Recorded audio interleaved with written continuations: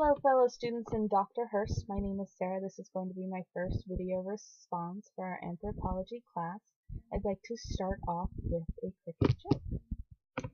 A local cricket match had been a bitter affair, with hostile bowling.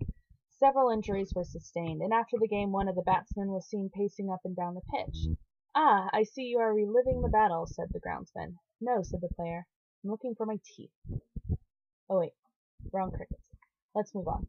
Looking at the cricket comic, we have several questions that we need to answer, so let's get right into it.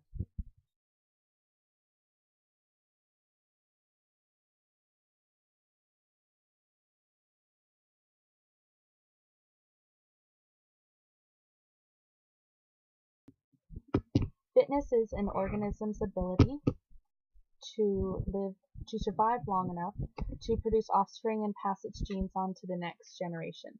In the context of the sexy cricket comic, different behavioral strategies increase their chances of mating. Those that do mate have higher fitness because they have successfully passed on their genes.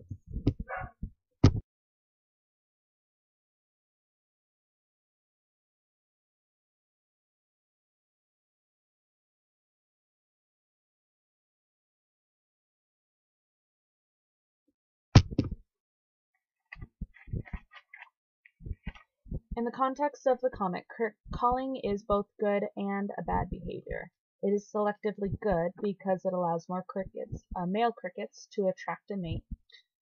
Without this behavior, male and female crickets would not be able to find each other. On the other hand, calling also attracts predators. Talk about fatal attraction.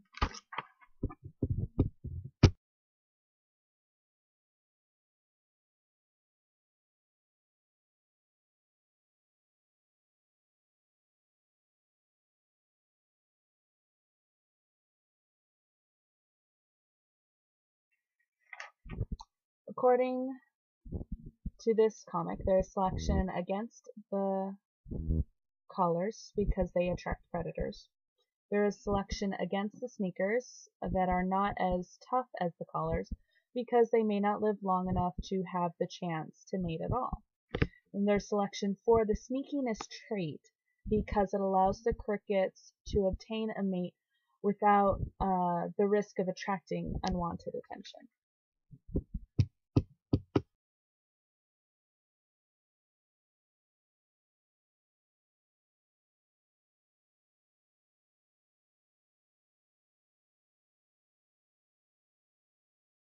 First reading through the comic, it looks like it's directional selection. Because the sneaky crickets get to mate, the callers get eaten. However, the comic implies that there is no ideal cricket behavior.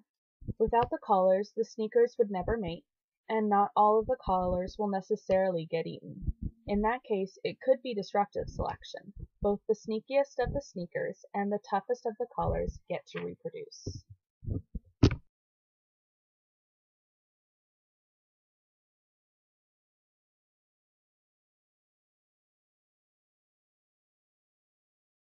Temperature is definitely playing a role in the comic.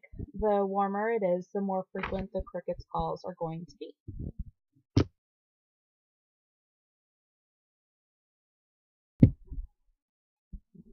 Well, that takes care of all the questions and answers that we need to do.